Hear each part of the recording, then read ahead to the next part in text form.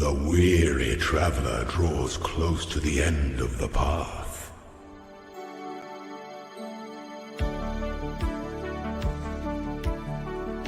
We have never had it so good.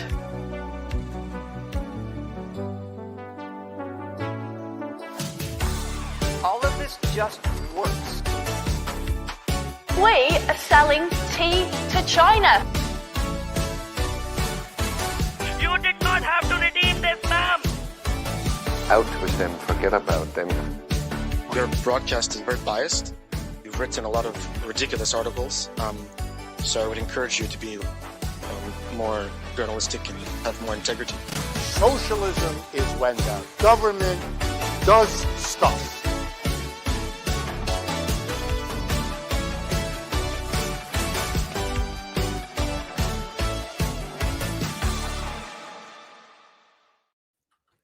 Hello everyone, and welcome back to another episode of the Longhouse, the weekly-ish show for the sensible centrist. How are you doing, Legs Path? I'm doing fine. So yeah, we're approaching the end of the year, the supposedly weekly show, but because we are Euro maxed, our marginal worker productivity is quite low. So yes, I'm having my coffee and cigarettes here inside my apartment, just enjoying life. Yeah. So how are you doing?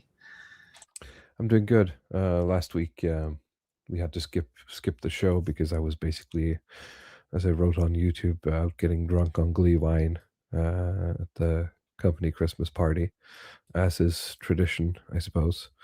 But I managed to survive it. It's always a danger. Basically, having not touched any alcohol at all.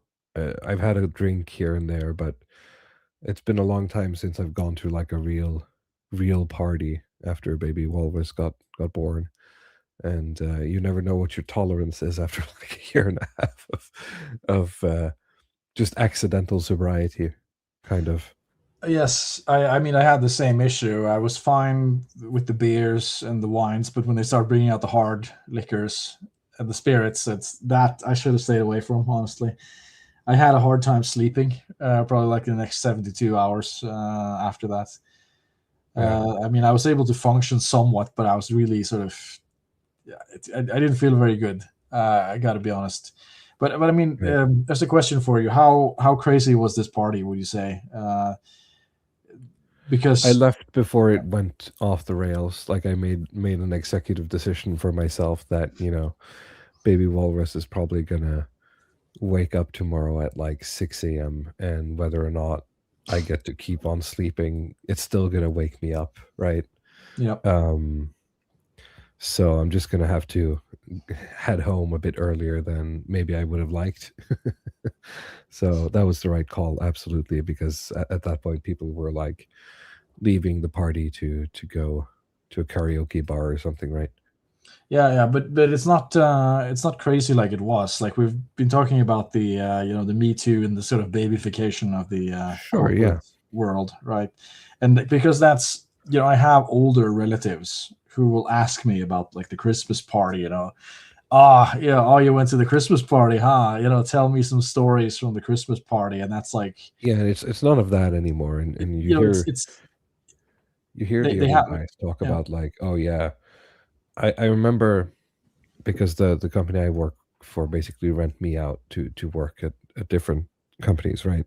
So I spend a lot of time at different companies, and there's been, I think, at like every one of them that's like of a certain size, it's always like, oh yeah, that's the office where so and so got it on in the Christmas party 10 years ago, right? It's always like these crazy stories about like people doing things that you just wouldn't do anymore. It's just not part of the, I guess, cultural vocabulary even of these parties these days. Because that's what I wanted to ask you about, because I know these old people that keep asking me about this, and they either have like memories of working in the 80s and the 90s before they retired. It's the old guys who keep telling they me have right? television references that are based on work life in the 80s and 90s. But even like, I mean, I've returned, I've been between jobs now, and I've gotten back to a job that I worked at, 5 years ago. And I remember like the Christmas party 2019 was actually a lot crazier than the one we had now. Right, just in terms of the stuff that actually happened. So now it's like, okay, you have a dinner controlled, then people just leave to go do the, club surfing or whatever. But the actual sort of like party hard factors in these it's less parties. now, It's to be really fair, not much. I'm sniffing at middle management at this point, so I'm part of the problem here, because I'm part of the mandatory fun group, right? So Yes. So it's partially my fault for not including sort of like insane drinking games in the mandatory fun, right? But if I did, I would get a letter from HR. Exactly, yeah. HR, but someone higher up would pull me aside and be like, "Hey, maybe, let's not do that," because it would just look bad. Exactly, but I do wonder if it's like some of these more service-based professions, lower paid, let's say like you work as like a hotel cleaner or something, if like they have Christmas parties that are crazier simply because it's less regulated, or maybe those jobs are just like this kind of atomized mishmash of foreigners who can't speak the language anymore. Maybe they don't drink. Yeah, that's an something. interesting question. Yeah, I don't have anyone on the inside there, so I would need to. Burkhal's calling me out on saying I haven't had any alcohol at all, just a drink here and there. Well, I meant it in the context of like, going out hard drinking versus, once a month I'll have a gin and tonic, which is what it's been for a year and a half, in which you sort of like barely feel the alcohol, right? So going out to like a real party is always dangerous when you've had a kid, and as I said, accidental sobriety essentially. So not that I was a hard drinker anyway, but I've always been bad at like, I can't drink too hard too fast. I just get alcohol poisoning and throw up like immediately. So I'm a lightweighter in that sense, which means that I've just got really good control. Sort of like I know my limits very well, so I can keep going for a long time as long as I just regulate myself really well. But of course, when you stay away from it for a while, it's hard to notice the signals. So yeah, no, exactly. Anyway. But just ignoring the natural limits and just puking everywhere is kind of part of the fun story stuff that people just don't do that anymore. Well, it's fun when you're like 20. It's not as cool when you're like you're supposed to have like hold a little speech, maybe. Maybe, yeah. Be a conversationalist. I don't know. It was cool. It was cool when we were like 19, right? It's not as cool anymore, I feel. It's just kind of sad. What's funny is that you sort of see it with, if you go out on town, you can sort of, if you get to the right places, you're sort of spotting the people who are like newly divorced. They're like 40 and they're sort of back in the game, making the same mistakes. And it's even worse when you're like 45 doing it, right? That's a real sad look. Aged like fine wine, isn't that what they say? The men's groups. I mean, I see the argument. Men do age well, but I mean, of course, no one ages well when life is rough. And you got your Norwood divorce 4. can be quite rough, right? So Norwood 4, 25% body fat, and you're out. Trying like to live the biggest wallet you've ever seen. No, like, yeah, your wife took half of it, right? Because you're divorced, so that's true. Yeah, you had to downsize, but you have the experience, right, and the charm that makes up for it, I suppose. Sure. Yeah, because you're a salesman or something, right? Maybe not. Maybe you've just had like an office job or some kind of protected. You've been coasted. You're coasted for 35 years. And, that's even worse. Yeah. No, not 35. I mean, like you coasted for 10 years, like and now 10, you're 15. gone. Yeah. Oof. Yeah. No, I'm just sad. let's let's get the show on the road, as it were. I don't have the wheel this week because we have a little bit more of a focused set of things we want to talk about. One article which I actually want to start with because it's the title of the episode. It's something that we didn't have time to cover last episode, which is about the idea of mankeeping. Have you heard that word before, Ludwig Path? Well, you said it on the last show. I picked it up in my brain, and then I started noticing it, as is typical. This sort of internal bias that's called like the Baader-Meinhof phenomenon or something. Yeah, because we didn't read this, did we? Right? I don't think we did. No, okay, I'm just making sure. Yeah.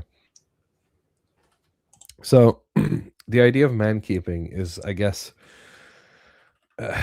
it's kind of like sometimes women talk about like the third shift, which, I mean, sure, women often tend to do a lot of maybe project management is is the word in the home. Mankeeping is at times the same. It's attributed as invisible emotional and social labor that women perform to manage men's lives. So if you're ever, I mean, I've done this at times, but generally I manage to keep an eye on the calendar, as it were. But if you've ever said like, if you've ever been invited somewhere and you said, well, I have to talk to the wife or something, I have to check with the wife if it doesn't collide with anything, then she's been man keeping you socially, I guess. But specifically, this is more about emotional needs, I think. In the context I of this thought, article. but what do you call it? Being whipped and being man kept is probably not the same. Not the same Probably thing. not the same thing. But if you sort of outsource your social life to the management of your wife, you could argue that's a form of man keeping, like you're being. Oh yeah, I see what you mean. But I think in terms of this article specifically, I would define it as just like women being the emotional support structure for their men instead of other things. So I think this article is supposed to be, from what I remember, this guy's a bit against this. So I think we're going to largely agree with this guy. But we'll just dive into it, and you can interrupt me if you have anything you want to say. This is, of course, run through the Google machine, so I'm going to try to do some live translating if it's necessary to make the flow better. But the headline is, do men really need social support contacts, specific social support contracts? Someone has to bear the burden of teaching men how to get in touch with their feelings and to get in touch with their friends. But is it women's responsibility to do man keeping? Imagine this scene from a couch. She asks him if he has any close friends he can talk to. He clears his throat and says, well, I'll figure that out if I need it. She wonders what feelings that he would talk about if he had someone to share them with. And he replies with, yeah, just one moment, honey, I'll put the kettle on, and then we'll, find the wool blankets, and we'll all snuggle up and talk about our feelings. Haha, right? Men and women may not always share the perception of how emotional life should be handled, and even though they can agree that it can, that men might have fewer soul friends. That's a very specific translation. Men may have fewer deep connections. They may not fully agree on whose problem it is to solve it. This, among other things, is the result of the research report with the slightly indulgent title of Theorizing Mankeeping. I did look into that report. It's very long. It's too long to get into here. But it is an actual sort of publicized research report. This is what the Stanford scientist Angelica Puzio Ferrara has come up with, and I can briefly summarize it for you. Number 1, men have too few male friends, and they have too poor emotional ability. Number 2, Women are tired of being the support contact for husbands and their sons in order to compensate for these shortcomings. The term has obviously spread in recent months, not least after a major article in the New York Times. There are endless amounts of discussions on social media around this topic, tagged mankeeping. In short, it breaks down like this. The women are saying, just another thing that the patriarchy expects us to take care of. The men are saying, please just leave us alone. I just imagine, is it the Wojak, the guy who's like completely like hollow, dried out? It's just like, please just leave me alone. I just want to be left alone. Yeah. The survey itself is quite interesting, not just because it points out that a narrower social network is not good for your health. Well, I mean, I kind of want to put a pin in that, because isn't that very personal? Right? Well, yeah, I see what it you might mean, even but, be sort of cultural. I would be interested to see if like there was studies saying that like Norwegians have fewer friends than like Americans or something, right? I doubt it. I think, but yeah, I do see what you mean. Someone's probably more comfortable with less, somebody with more. But if there's like nobody, I think most, I think there are more people with no friends, or maybe one friend who wish they had more. Right? Sure. Yeah. Yeah. I think that's coherent, consistent with reality. And it does, ebb and flow a little bit. I noticed that,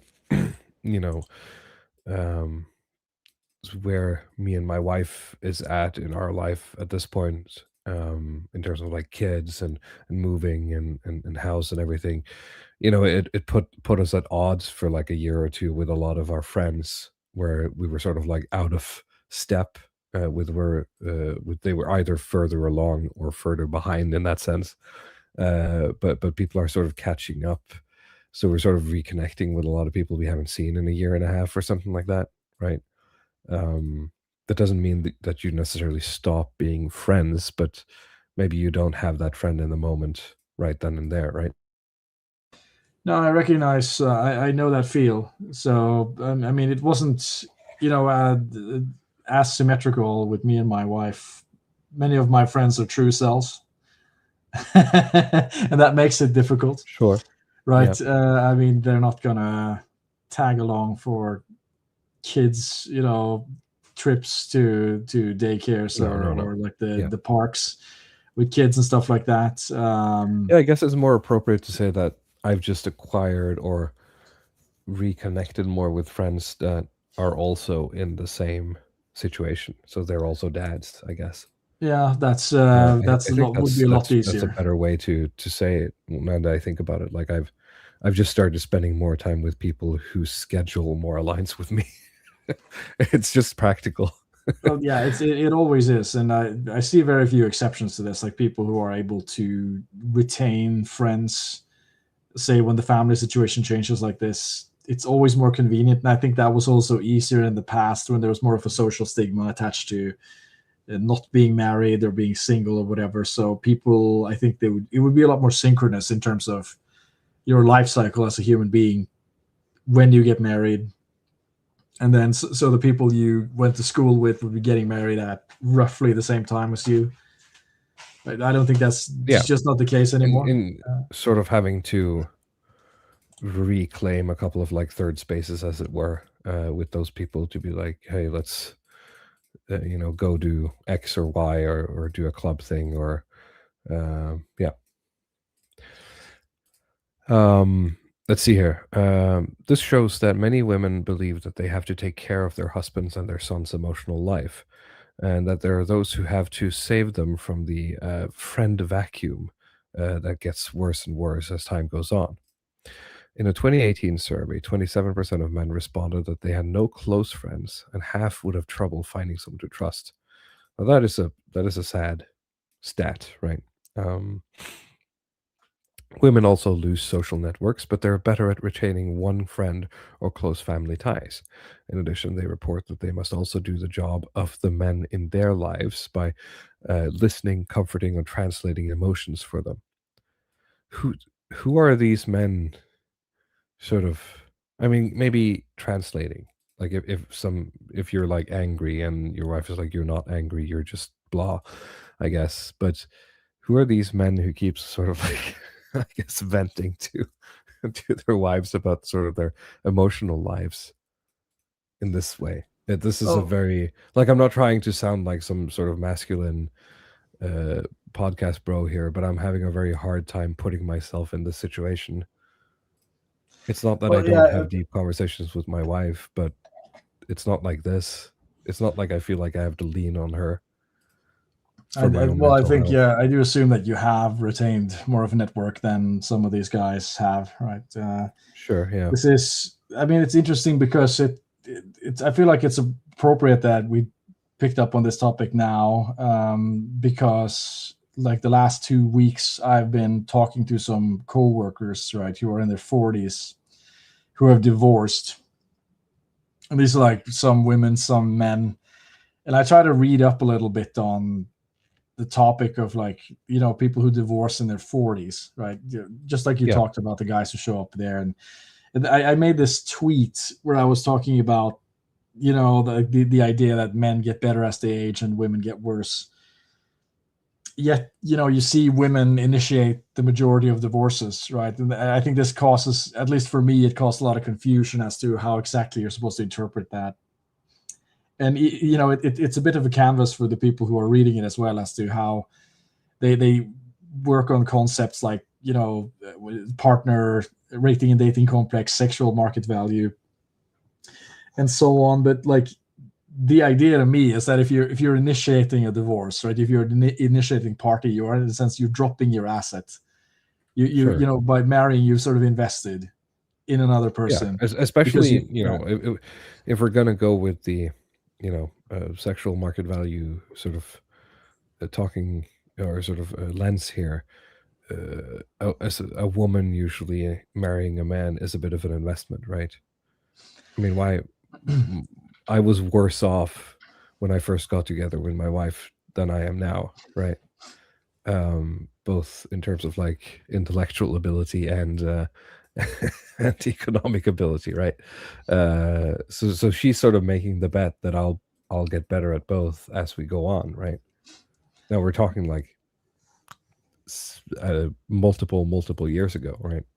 Of course, and that's the part of the problem, because I try to look into, okay, most, you know, the majority of divorces, say about 3 out of 4, 70%, it's initiated by women, right? The rest by men, duh. But okay, how exactly? What's the dynamic behind this? And of course, like the standard, you know, like you get the idea that, like, okay, women are delusional. Essentially, they've been drip fed on Sex and the City, or this, like, that's the kind of like the standard rightoid narrative, right? If you're on social media, you've been exposed to that. If you're on the internet, you've fallen down that fall. I mean, it's hard for me to believe you've not been exposed to that. I think you have to be some particularly some like very special man if you haven't graced along, you know, those lines. So, but I mean, I try to read and just try to think about it from like the woman's perspective as to what exactly happens from the woman's perspective. And she will say, find a guy in her late 20s who's also in the late 20s, early 30s. They get married, they have kids, say standard 4, you know, 1.5 kids. What happens after that? It's like that's when you get to this kind of stuff where, you know, the mankeeping starts, because the guy after 30 essentially kind of falls off, and this is contrary to like the wisdom of men get better with age, as like they age like fine wine, because a lot of men, when they lose their networks and they get into some job and they just sort of coast at that job, they're sort of happy in whatever, say like you have like a standard, you know, like a IT developer job, bureaucrat, maybe some kind of handy trades job, and they just sort of coast in that job. They're going to Norwood, they're going to gain weight, their network, like they'll stop doing sports usually, or anything like this. They cut self-improvement. Like you have guys who were really into that in their, you know, late teens, 20s and this kind of stuff, and they're sort of nah, they're not that interested in it. It's really more about like their, some of the like the man cave hobbies. But like with women, after they've given birth and the kids are old enough for daycare, so that they don't have to breastfeed or stay home with them anymore, they usually tend to reinvent themselves. And this doesn't happen with everyone, but this is a pattern that after I read it, I've seen it many times in my life, that the woman will essentially like, she'll study something else, change careers, like go into something like a new field, get into some kind of self-improvement stuff, start going to the gym, reinvent her style, whatever. And what happens over time is that like it's just created this sort of mismatch between the way the woman feels she is doing and what she thinks about the man. And this is not sort of, it doesn't just happen suddenly. It's like the woman sort of tries to do the man keeper stuff as it's described here, but she will just give up on it eventually. And then there will just be like a period of 2, 3, 4, 5 years where she just doesn't bother to sort of try to improve the man or do anything like this or talk about what she's dissatisfied with. She will just sort of like try to build up a parallel life. And when she thinks the time is right, she just cuts the man off, which he is blindsided by. This is the typical case. It's like the guy's like he thinks he's happily married, and he has he thinks because the wife is not complaining about anything, then anything is going hunky-dory. But actually the wife is sort of just like trying to create the sort of parallel life that she can just parachute off into. When that's ready, she will just divorce. She takes half the money, she remortgages, gets another house, and in her kind of like self-improvement mind, she thinks that it's going to be easy. And this isn't necessarily true, but it's probably more true if you are. It's probably more true, and I've had this thought a bit as well. Is that I forget if we talked about this or not, but the idea that part of the reason for an increase in divorce is because it is actually practically easier to sort of to be able to survive, one day to the next in terms of just like the scheduling, right? Of just who's picking up the kids at school, who's doing this, who's doing that. If you can just have like 1 week on, 1 week off, as a lot of co-parents have these days, it's actually easier for both. Yeah, they imagine that life is going to be better for them. And see, in that case, if you are like, if you're a woman, you got into self-improvement, you got a job promotion, you make more money than you did in the beginning, and you sort of have like a different image of yourself than you had in your late 20s, then it's sort of alluring if you're seeing like the Norwooding husband or whatever, who's just doesn't bother. I'm not saying that you can pull this always happens to men. You have the opportunity as a man for like infinite self-growth almost, but that's just not the case for most guys. I think they sort of, if you are like the standard, peaked in high school guy, usually in their 30s, they fall off pretty hard, which is, and I'm not saying that's like every divorce initiated by a woman, but I think that's it's a pattern that's actually quite consistent and quite stable if you think about it, because like women who are dissatisfied in the marriage but feel like they don't have enough money, they can't make any money, for example, they're probably not going to divorce their husbands because they're afraid in terms of economic security. But it's really is like the pattern of the woman is dissatisfied emotionally in the marriage, and she feels like she can parachute out and has like a separate support structure on the outside. I think those two criteria has to be there for, in most cases, for a divorce to actually happen, because you can have like you're super unhappy, but you feel like the alternative is too insecure, so you stay in the marriage. For men, it's apparently a bit different. It's sort of, most male divorces, it's like my wife is a basket case type thing. Like my wife's issues are just so much worse than I thought they were going to be, and I'm just going to give up. I'm just going to like walk out at this point because I can't stand this. I just need to take the crazy kids stuff. and get out. Yeah. It's not because they feel like they have some better option somewhere else, or they think they can do better or something. There's like, okay, I try to make this work. I was like, it's my white flag. Essentially, I just want some peace of mind. So I'll take the kids once per week, and you can just have the house or whatever. I'll move into a small apartment if I can get a little bit of peace. But yeah, if you have different experiences, you could maybe tell me about it. I think I agree with a lot of it. Of course, it's going to be one of those, like, not all, right? It's always going to be different cases, but yes, I see that a lot. Javier and Nordanon says as well, either way, the kids pay the price. You're absolutely right. Yeah. I mean, divorce is never good for the kids. So yeah, society, as it were, loses, right? Absolutely. I forget where we were in the article. Translating emotions. They tell us that they check in on men's mood, they check in on their mental state, often without getting the same back. Well, that's not the same thing. Like, that's such like a woman thing to be like, yeah, but I checked in on your mental states, and now you have to do it for me. It's like that was never said, right? I mean, maybe I'm being very grug-brained. Well, I thought they had a huge network. Right? I thought you had a huge network. What's the problem? Like, don't you have like 20 friends or something? Sure, if you want me to check in on you, I'll do it. But we never agreed to this, right? You implicitly sort of wrote a contract here when you checked in on me, and you're angry that I didn't follow up. In addition, they believe that they're responsible for smoothing out their moods, providing contact with family, and dampening conflicts. I can sort of see that with dampening conflicts and stuff with the family. A lot of times the men, I guess, don't care, which could be stressful. Here I am sure many of the readers will have their sure, yeah, he's gonna, but I'm different, right? That's what he's saying. Instead, let's ask, do we simply have different perceptions of what emotions and friends mean? Men can have a beer with their buddy and feel like they've had a deep conversation, but when asked the next day about by your closest by your wife about how that buddy is really doing, we're not able to really put words on it.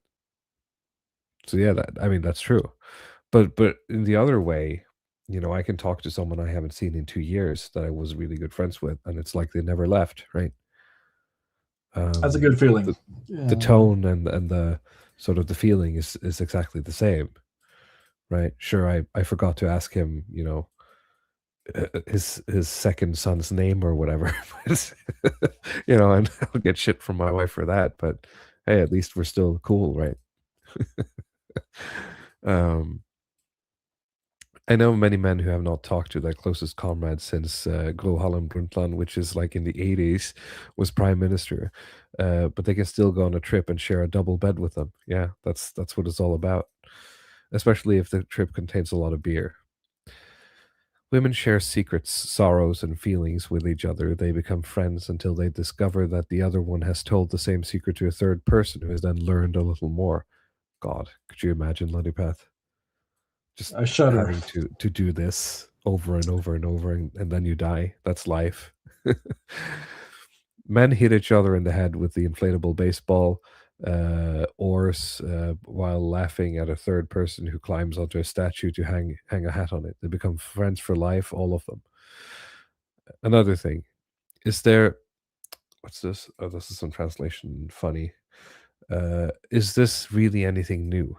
Haven't women been in charge of men's social calendar since the housewives arranged the midwinter? This is the midwinter bloat, essentially the midwinter sacrifice 1,000 years ago, so the chieftains wouldn't lose touch with their sailing mates. Kind of. I mean, he's being a bit facetious here, but if you're going to make that argument, I think you need some kind of citation there. I would say that if you're talking about rituals, that usually falls to village elders, as it were, to the grandmas and the grandpas of the tribe to ensure that these things are upheld. But of course, that's not really a mode we're in anymore, as we talked about last time, because we've reduced it to the nuclear family, right? Yeah. Strangely enough, I mean, there's been a lot of talk, if you're on the right, about the assault on the nuclear family, but I feel like it's sort of, that's one of the things that have actually stood pretty firm. I feel like the world is like almost too nuclear family centric. Yeah, without saying that, we should become the global south, as it were. But I think we should at least consider expanding it into, including the grandparents a bit more. Consider whether or not, for some people, generational housing might be the way, for example. Yeah. I'm seeing people trying that, but at least like the most, for the most people, the most typical case, it's like it's going to be wife, husband, 2 kids, and that seems to have almost been fortified more than when I was younger. At least in Scandinavia, it seems like those families are usually very isolated, or in terms of activities and yeah, the way they spend their time. Oh yeah, certainly, and especially with how regulated sort of these activities have become. Mostly, it's yeah. Let's see here. Nordan says we should become more clannish. I guess clan focus is the word. I acknowledge that it must be tiring to worry about whether sons and husbands have someone to talk to about their feelings. But has anyone ever really asked if a man is interested in becoming man-kept? And is it really a problem that many men would rather talk to their wife if they have something that that's really bothering them? The Stanford researcher admits that man-keeping only helps in the short term. Women get tired of it, and men have no backup. And men that have no backup experience that the women suddenly leave them. Yeah, so you're right, Olipeth. At least according to the research.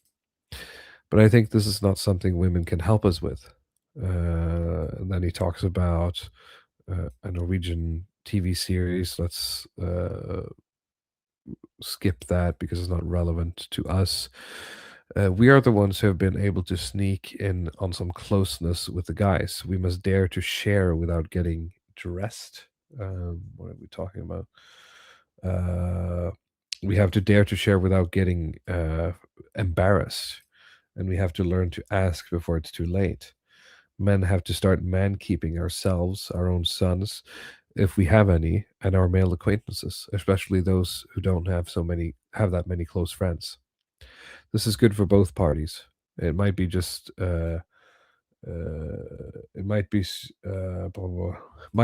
maybe just a little bit maybe just a hint about something that might be difficult is essentially what he's saying.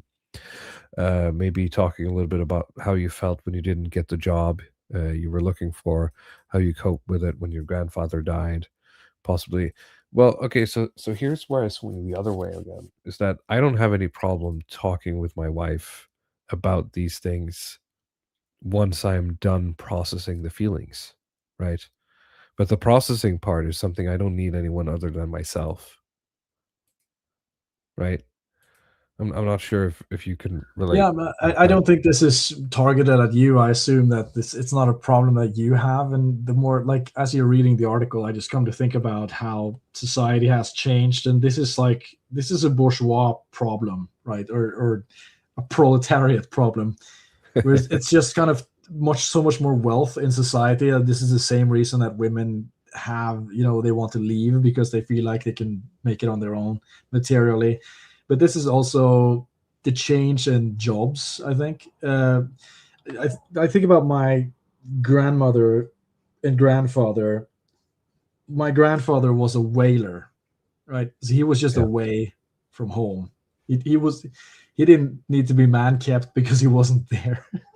And my grandmother sort of lived on that income to raise the kids. So she didn't have anything else that she could she couldn't go take an online university course to learn data science and get a girl sort of locked in girl office job. So you're in a kind of steady state in that she doesn't have to keep the man because he's not even there, and she doesn't expect him to be there, as long as she gets to be with the kids and has a salary that comes in the mail or whatever. And he's just off at sea eating what is it, nasty bread stuff. Hardtack. yeah, hard tack or cod or something like, and getting shit faced. So this is just not an issue that I think a lot of stable, what do you call like semi-stable arrangement couples would have.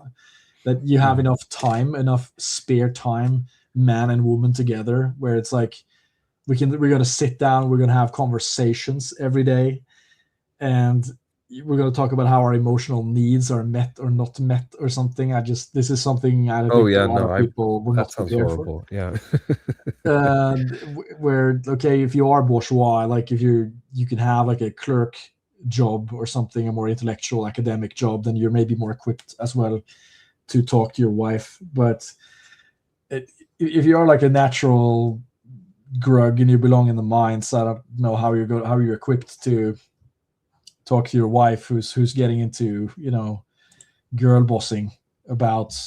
I think I'm lucky because yeah. my wife has sort of like, after she went back to work more frequently, she's like, she says she dislikes corporate stuff a bit, and people are stupid. It's like she's just become more what's the word I'm looking for, when you like hate humans, as it were. Cynical, I think.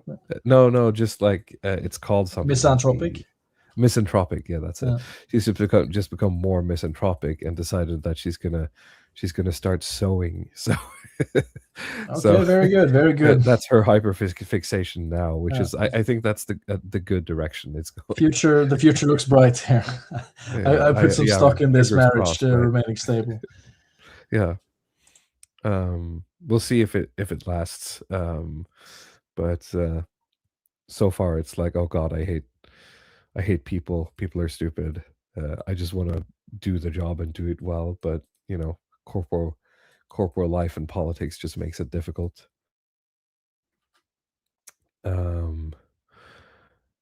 Let's see here. Is there anything else? No, it's just like, okay, you have to.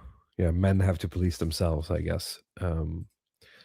Except maybe we don't want to. So it's very hard to be like, because first, I'm not saying that I'm above it, but it's very hard for me to put myself in the position where I simultaneously feel like I can't talk to someone and my emotional needs aren't being met. So but I mean, I guess we're going to need some sort of way to catch those men who are in that position, right? Yeah, I think it's going to be difficult, but if like in my mind, it goes into that story I told about like the man being blindsided. I think a lot of the guys that this applies to, they don't even think about it. Like that's just not. They don't know what hit them essentially when this happens, and they probably still don't get it after, you know, how long. So I think that's a bit difficult. If you didn't have the blind spot, then you wouldn't need the help to begin with. I think a lot of them might just be like, they just naturally follow the systems, you know, that are just downstream from the social structures they live in. So they're in the schools and they're in the football clubs and whatever. And as they get into their 30s, fall into this trap where their network just collapses and their health collapses. Yeah. And then your wife leaves or whatever. I mean, even like, yeah, my hope is sort of that my wife and I can sort of enter our 40s and have a bigger network than we did when we entered 30s. That would be like a marker of success, I think. Goals, hashtag. Yeah. Yeah. Not by like, because we're like massive social butterflies, but just as a natural sort of side effect of networking or being, I guess, competent. Yeah, just not isolating yourself deliberately because you like being in front of the TV all the time or something. I think that's another. It's easy to fall into that trap, and especially with the baby, because you know time flies. But I mean, I notice already though with like just the past couple of months with baby Walrus, as she's like nearing like 15 months now. You're sort of being released a little bit from that like death grip of of a newborn in terms of the scheduling, of having to pay attention to something all the time, or always having something to do besides talking to other people. So So that's good. There's light at the end of the tunnel. Yeah, it seems like forever when you're there, but it does in fact end. Yeah, and now I sort of get it. Like by the time she's like 2-3 years old, I'll actually be able to do things, right? Even now I can just, now it's possible for me to just go for a run or go to the gym even if I feel like it. And that's been insane because I've just had no energy at the end of the day usually. It's not like I've been lazy, obviously, but it's like when you're there, it's like an hour and a half until I should probably go to bed. Do I want to spend this time, going for a run? I know you have some of those type A personality alpha people who always are able to fit running into their schedule or whatever, and like, yeah, good on them, but that ain't me, bro. It's it's rough. You just at some point you're too tired, just can't be bothered. Yeah, but now it's good though. Now it's getting really good now. So, slowly but surely. But then we're probably going to have another one, and we'll do it all over again. But at least I'll be a bit more prepared. Have some tools in my tool belt for how to work around that stuff. Okay. Do we want to do the boomer stuff, or do we want to do? Let's actually do boomer stuff first, but I'll slide in just like a funny one. I won't be able to translate this one. Boomer stuff is not very long unless you have something else. I have something else, but I just want to make sure we do the boomer stuff. So I can't translate this because this is a screenshot from a Facebook page. Probably it seems like it's on a phone. This group is called Help Not Punishment and then support something. So from the context clues, this is probably about like drug addicts. It's an advocacy group or it's just probably a group on Facebook that's interested in moving the laws around drugs and drug use more towards I think there are English words for this, but more towards like decriminalization, maybe, or decriminalization, helping rather. The thing is, I don't know if you noticed this, but I feel like 10 years ago, I feel like those people were everywhere online. I just could not turn a corner anywhere if it was like on social media without getting into these kind of like marijuana, decriminalize this, that groups. And they got some of what they wanted. But I think it had more of a libertarian bent back then. Yeah, that too. But a lot of those people, either they got what they wanted or they fell into more sort of conspiracy stuff. So yeah. So essentially, this guy, who's going to remain anonymous, sent a letter to our prime minister, Jonas Gahr Støre. And he sends him a letter where he congratulates him on the election, on winning the election. He says that he's voted Labour for years, and he talks about how he has a disease or a sort of like muscle pain thing going on that's being relieved by medical marijuana, or I think he says he's taking like a specific THC oil or something. And maybe as a bit of a stunt to maybe get some of this in the paper, what he does is that he sends that letter and he attaches a couple of grams of marijuana to the letter. And he addresses it to the prime minister's office, and he sends it off. And then he gets no reply back until when he does get a reply back, it's essentially just like it's just a letter from the police saying that, hey, you've been caught for possession of marijuana. Here's a fine for about $500. See ya. So he didn't get a reply from the prime minister. I'm just kind of curious, what did he expect was going to happen? Updates, 82 updates for on social media. He did get 82 updates. I wonder how many of the reactions are like the laughing emoji. But it's just really funny that he sent this letter and then he just gets a reply, which is just this standard, "Oh yeah, by the way, you're fined 500." Northern Alaska's happened to delete. I assume they confiscated it, right? Because technically, this is a police matter now, so he's being fined $500. He can choose to dispute this in court, in which the weed would become evidence. So I assume the police has it. Yeah, that's it. It's just extremely funny.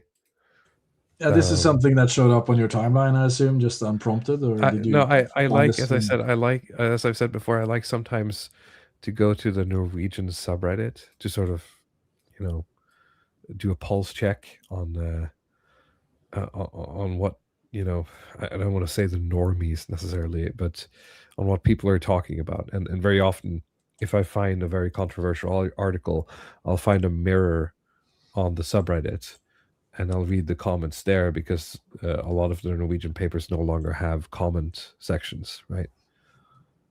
Just to see what people are talking in regards to, saying in regards to it. Now, of course, the Norwegian subreddit is very left-leaning, relatively, but at times you'll get pretty level-headed discussions. Nordahl says, "I like the idea that Sturra kept this for himself." Yeah, that would be even more funny. So sometimes there's gold in the coal mines, right? Sometimes the tectonic plates line up just right, and the pressure is high enough to generate diamonds. Okay, boomer stuff. So you sent me a bunch of things. We did talk a little bit about this privately. I think you made a tweet about how like boomers are funny because they're so much more sort of insane. I guess is the only way to say it. Yeah, I online. think I mean you browse Twitter X, right? And you think like this is a sewer. It feels like deliberately made to be as toxic as possible, and you keep getting these increasingly more insane people. But usually those people are behind like anime avatars, Roman statues, laser eyes, or whatever, and this sort of nonsense. And then I go on Facebook hoping that I just get like food stuff or like softcore, lady stuff. But then I just get stuff on my timeline that's like these insane boomers that are they like. I feel like it's almost like a hyper real experience, because they're posting under their full names. Yeah, I'll have an example pictures, that you showed me. So this is from the Norwegian Democrats on Facebook. And they say the Oslo police will not help you when you get exposed to crime, and then it trails off. And then they have this, whatever this is, about how the police isn't going to intervene. And you showed me that underneath this one is a comment from a woman in which she says, "I guess we'll just have to, take the law in our own hands," right? Which is quite fiery language. Yeah, this is like the top upvoted comment underneath, right? Yeah. I guess we're just going to have to take to the streets, essentially, is what she's saying, right? Yeah. She's basically agitating for vigilantism. But I mean, this is the you called her the Punisher in our private chat. We don't want to like bully people, but she's posting this under full name. This is the face of the boomer waffen, right? This is the article itself is just this sort of like disinfo slop stuff where we've talked about this before, like the rise of youth gangs and stuff. That it's about how the Oslo police department have to reallocate their resources basically to focus on the gang stuff, and they'll have less money for like casual theft, like carjackings, pocket theft and stuff. Like this is bad. Very important to do to sort of but it's get this under control now. But it's basically sort of we have to reallocate resources, and they just do like a headline thing, and the first response is like fuck, this is like vigilante Probably her Charles, address, pictures of her grandkids. If you click Charles, on her Charles profile. Bronson essentially are going to go out and get the Magnum. The Clint Eastwood It uses. would be and very just cool if she did. I'm just saying hypothetically, if this woman did have the Magnum and pulled a Dirty Harry, right? But it's just that would make my day actually. But the most of these imagery people, here is just silly, right? it's just in the mouth, right? They don't have any. I don't think they have the guts to do any of this stuff IRL, which is like for 99% of the cases, it's going to be true. Especially if you talk about like right-leaning people, it's all talk. Well, You, again, like as you said, get at like least, this one. With an anime avatar, you're sort of in on it, right? Yeah. Sort of in on the absurdism and the whole sort of spiel, to use a word, on it. The leftists don't do this usually, because they don't do like these absurdist memes, where it's like, oh, I'm gonna truth nuke Israel or something, right? They just post about like how we're gonna kill people and put them in trenches or something, right? When they make memes. So that's why it's so funny when you see the boomers do it like this, because they then sort of show themselves as the least likely people to do this, in a sense. It just becomes, yeah, you said hyper real. I don't know what it is. It's just there's so many contradictions happening at one time that it's I can't help but laugh. Yeah, I don't know if you want to see the do like the Rothschild thing as well. Let's see if I can get a photo. Well, if they actually go out and do it, then that's great. But when the boomers say go out and do it, they mean like have a protest with like 4 people. Yeah, they don't do very much. I mean, when you see the people who are actually showing up in the streets with the guns and stuff, it's I'll give you the full because it's just such a wall text. Yeah. Okay. Oh, what's this? Because the linking system on Facebook is so gay, right? You have to just take this in bits and pieces in screenshots. I guess that's one of the things that's really good about X. But look at this wall of text there. This is something that just shows up on my. Yeah, I'm just scrolling. You get some funny, some jokes, some friends who got married. Is this just someone who's copy pasted from a news site or from Stagon? Yeah, I have no clue what this even is. But this guy's like posting under his full name, and he's talking about how like Vladimir Putin is going to crush the Rothschild financial cabal, and finally end the global financial imperium. It's just like this wall of text, verbal diarrhea stuff, and then you have like the comments underneath. I don't know if you saw the. Vladimir I'll get a Putin screenshot. has officially declared that Russia is free from the claws of the Rothschilds banking cartel. Did he say that? That sounds like it's fake. I feel like I would have seen it if he actually said it on video. In the fire hose of like post-truth stuff that comes out of that ecosystem, that is like one of the narratives. Like, and this is something I've heard from people IRL as well. That it's like the what's actually going on. If you're really, really red-pilled, it's like Rothschilds control the world, and what's going on in Ukraine is like Putin is breaking away from the Rothschilds finance cabal that's located in the city of London, or something that's. Northern is right. Putin would never say something that anti-Semitic. But I don't think he said anything like this specifically himself. And if it is, it's usually post-truth communication. I'll just give you the some of the top replies to to this 2 seconds, 1 second, and check Telegram. Okay, I see it. Yeah, I'll bring that up in just one moment. Here we go. So, I mean, again, this is all in Norwegian, so we're just going to have to... finally, people will have to understand that it's Russia and Putin that is the saving angel for world peace, once again. And then she's posted Norwegian flag, a French flag, which I assume she wants a Russian flag, and a Norwegian flag. I literally someone responds with, "You forgot about President Trump." And then she replies again, but we can't see it. And then someone else says, "Thank you for a good post. This is the truth," with the M dash, which is always concerning these days, which will be difficult to swallow by everyone who is a globalist and a supporter of today's systems. Oh well, it's all falling apart, and humanity is going to become free once more.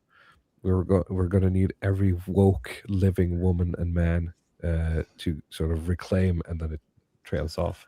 Yeah, so you can look at some of the memes that are posted in the comments as well, because they just keep confusing me. I'm really trying to understand what's going on in these people's worldview.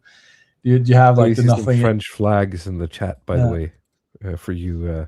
Do you have the biblical ones? The kind of like Putin face if you scroll up in the chat a little bit,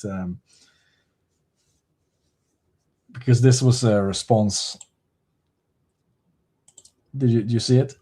I'm not seeing anything. Did you send it to me? No, I sent it. You have to scroll up further. It's okay. The images. Okay.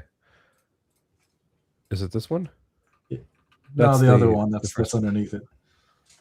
This one. This was posted in the replies here. Like, and what's going on here? Like, I don't even. Is this implying that sort of the old Putin and the new Putin is not the same person? But what does that mean? Like, okay, so this is like pre Botox Putin and like post Botox and facelift, and this is like good or something, because I have no idea. Like, it's. What's the implication of Putin not being real? Is he also a lizard person? Is that what we're getting at? It's like this is like the real guy that's come back, or something. It's a new guy that's come in. I no idea what's even going on with these people. And this guy posted this thing like Nordic Peace and Sovereignty Center Founders Club meeting Monday. Zoom link in the face. What's this? FIFA? This is AI generated. Yeah. With Grok.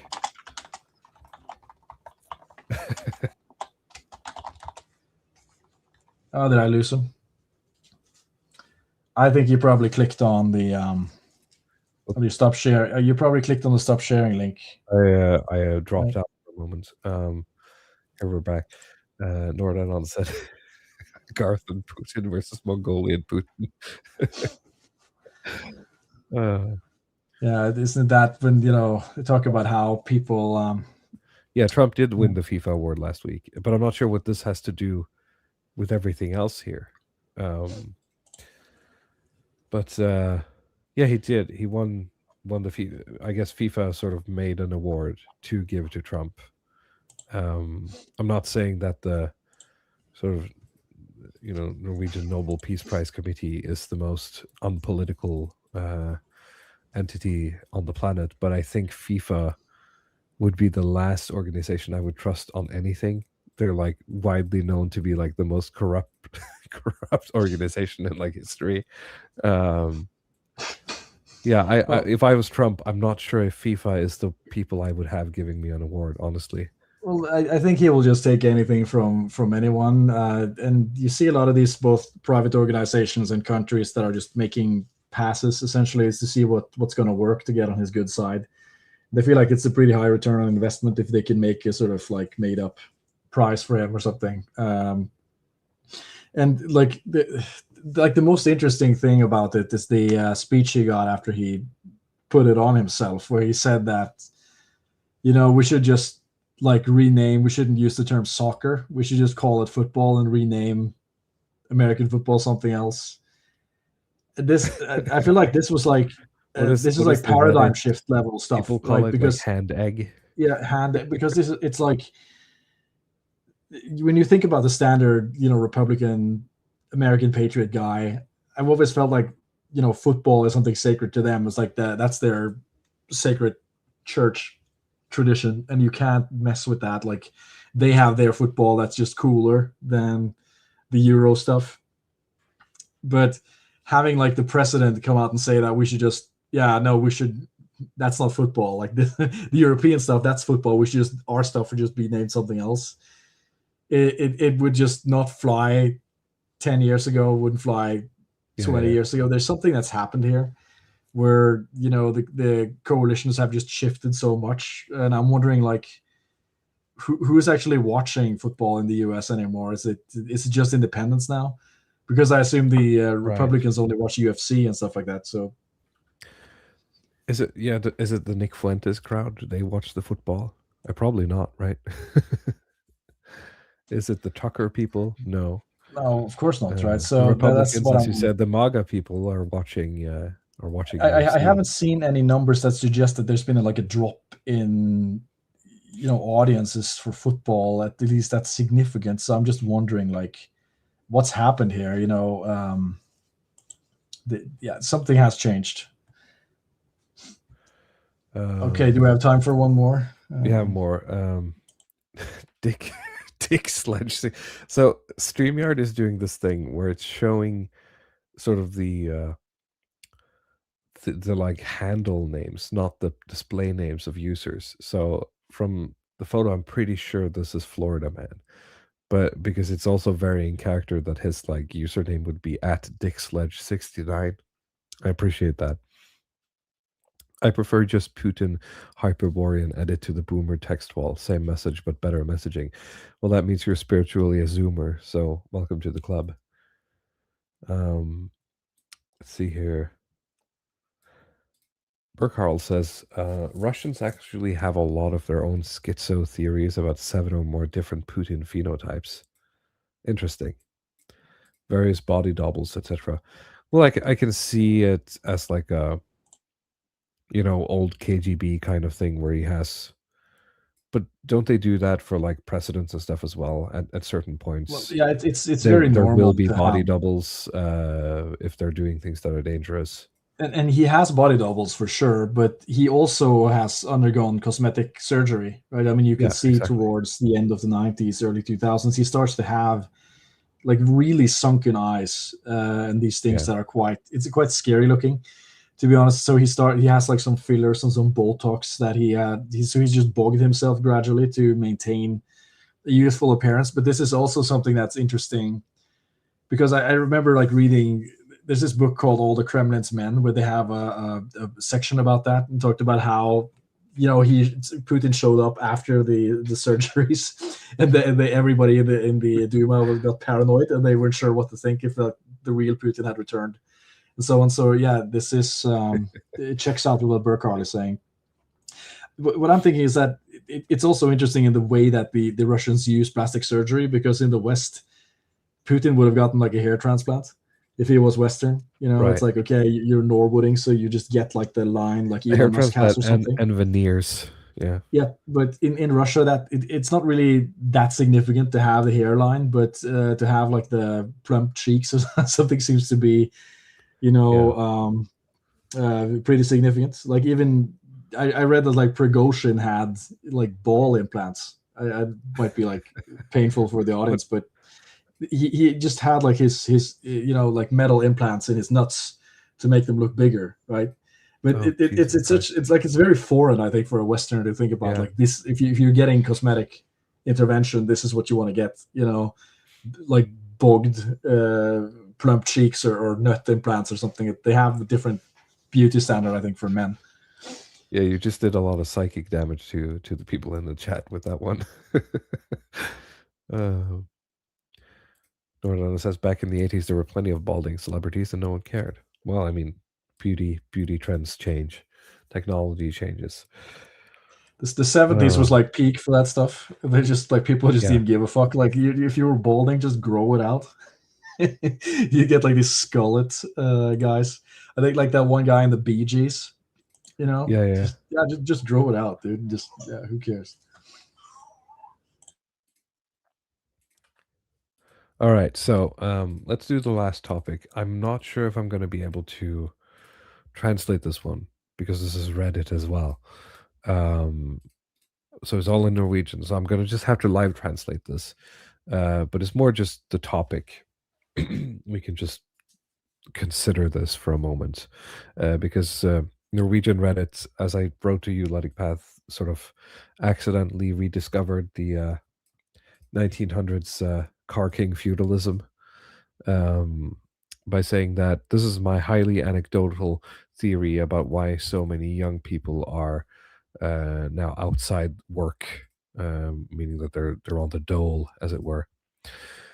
There's a couple of older people in my clan and in my hometown who are born with, miscellaneous issues, everything from cerebral palsy to what you would call autism or ADHD today. These people would either go through normal schooling or they would have a special school, and then they would be sort of handed a simple quote unquote job at a local land based industry or a fishery or a butcher or somewhere on the docks. These were usually typically jobs that were very repetitive. They didn't require a lot of sort of brain power or too much physical power, or it wouldn't really need any sort of training or, I guess, academic know how. But these were also jobs that had to be done, and they were sort of profitable enough that they could be able to have a salary, they could live for themselves, they could own a car, have a decent standard of living. The companies they worked for were usually owned by a local rich man. This is what I say when I refer to a car king, which I guess is specifically referring to Henry Ford, who very often were someone who knew the parents going way back from their childhood. And through this connection, these people were sort of guaranteed a stable income. A lot of the tasks would be stuff like, oh, you're washing industrial locales, so you're like you're like a cleaner at the butchery or like the fishery or something like that. Maybe you're the guy who gets into like plastic tanks, or if you dive into wash. I know fisheries do this. You can. That's a horrible job, but it's well paid. If you if you can deal with the smell, to wash the on the fishing boats, you can wash the tanks that hold the fish. If you want, you do manual sort of like storage work, carrying crates. Right. You drive a truck. You either do messaging service. You get mail, or you deliver packages for the company, or maybe just washing all of the company's cars, right, or making sure that they're sent off to service if needed, sort of basically just keeping the fleet of company cars. And then he says a lot of things seemingly has happened in a very short time. The locally owned factories have been bought up by national or international giants, and a lot of these positions became superfluous. A lot of these people then lost their jobs, or maybe they got less stuff to do. And now that robots and machines have basically replaced a lot of the manual work. When Norway then started taking part in the EU trading, I guess it's the EEA, the European Economic Alliance, or something. It means that we have to compete with younger or younger and usually non-handicapped Eastern Europeans, essentially, and which means obviously you failed and you become you get sort of thrown out of the workforce and you have to go on the dole. A lot of the jobs that people with lighter psychological or physical, let's say, damages were able to do before are still exist, but they are now being done by normal, healthy Eastern European migrant workers. Now, specifically, these are workers that are here on sort of visas. They're doing the job temporarily, or they're doing it seasonally. This isn't necessarily a strange development. As an employer, who would you like to hire if you're competing with essentially the rest of the EU? A Norwegian youth with physical or maybe even psychic issues Maybe he has a rough schooling. Maybe he's been away from a lot of schooling, but he's motivated, right? Ostensibly. Versus some Romanian guy without any diagnoses, no problems, no criminal record or anything, who's willing to stay at the factory in like temporary housing. So obviously, if you don't, it becomes like the sort of prisoner's dilemma kind of thing, I guess. If you don't choose the cheaper option, which is obviously the foreigner, some competitor is going to swoop him up, and you're gonna put this poor guy in a rough spot. So yeah, that's he has some opinions about this, but that's his take here. He's saying that, well, with everything that's changed, a lot of these people have essentially just been left by the wayside. Now, what you do have in Norway is a lot of companies that either specialize in creating workplaces for people with these problems, right? With psychological issues that makes it difficult to participate in sort of normal work life, I guess. And I want to look into this. I haven't had the time to do it because my fear is that what this guy was talking about is sort of like a society. What the important part is that these people got included in wider society, right? I mean, this guy, yeah, sure, he might not be the sharpest tool in the shed, but he had a place and he had a purpose. And I'm not sure if you can adequately replace that with like, government programs necessarily. Because what you're essentially doing is either you're forcing, quote unquote, forcing this on companies, right, as a government program in which the company now has to basically do what they're supposed to do, but also accommodate this person, which is always going to be awkward. Not necessarily because people don't want to do it, but it's always going to be an awkward thing to make do. Alternatively, you create these pockets of people who are already outside of society that is sort of like celebrating the fact that they're outside of society in their own sort of government funded private operation, right? Yeah, I can't imagine which, they feel like that's satisfactory in any way. I can't like project myself into their heads and see what they think, but I don't know, like, if you're happy digging the ditches, I don't mind, but wouldn't you be happier digging the ditches alongside this is, please don't demonetize this, YouTube, alongside regular people, right? Yeah, I would think so. But yeah, again, I think so, I haven't done my research on this, but I feel like there's in Norwegian we have this idea of like when you start combining the state mandate and the private sector, you have that a lot with kindergartens. It's less now, but people call it like welfare profiteering, essentially, which is, you get private companies who only exist to basically receive immigrants and house them for temporary time until their asylum is either approved or disapproved. But these are run as essentially like asylum farms. It's actually quite horrible. Whereas like the people who own them have no incentive of giving these people any good conditions to live in. And the state is happy because they're getting this service, quote unquote, provided by private providers for cheap, right? Which is always the deciding factor, because the state will be like, hey, we need someone to run an asylum sort of facility, right? And then people will pitch their contracts, right? And they usually go with the cheapest one. And the people who run this, they pocket the difference, and you have this horrible public-private partnership where the grifter wins, but society loses, right? Refugees in Pods. That's my company. Refugees in Pods.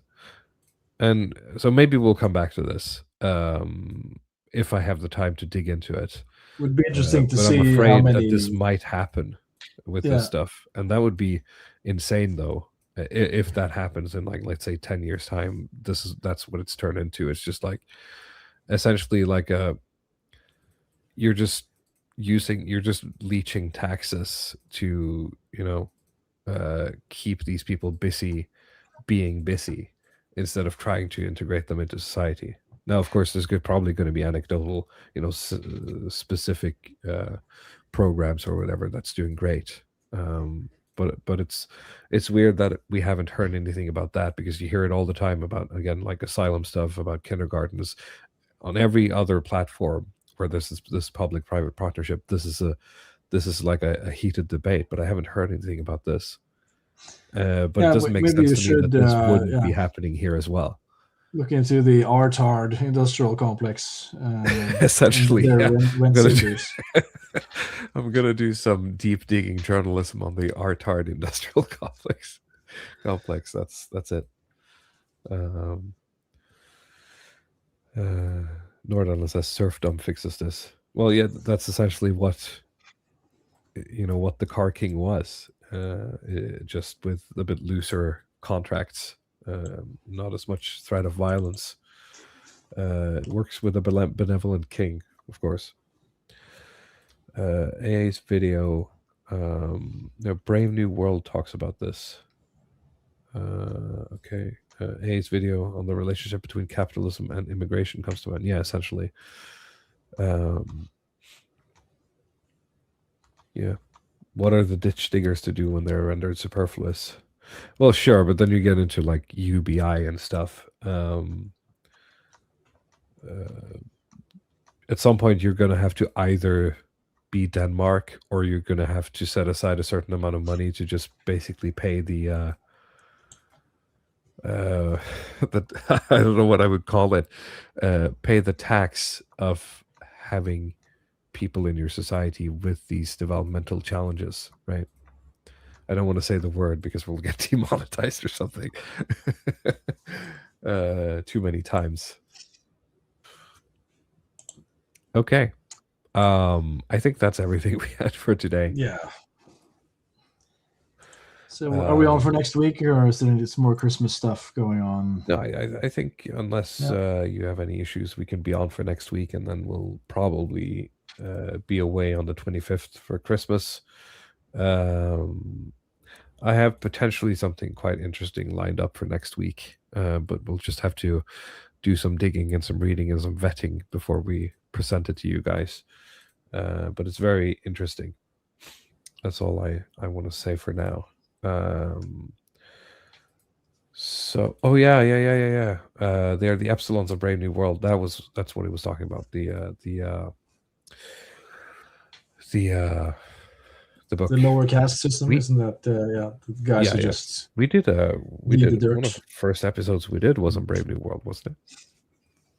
I seem to recall something like this. Radio play on Brave New World that you can still listen to on YouTube, I think, if you're into that sort of thing. All right. Thank you everyone for listening. Thank you for watching. We'll be back next week, same time, same place. And until then, have a good rest of your evening if you're in the EU. Good rest of your day, I guess, if you're in the US. And we'll see you then. Bye-bye. Goodbye.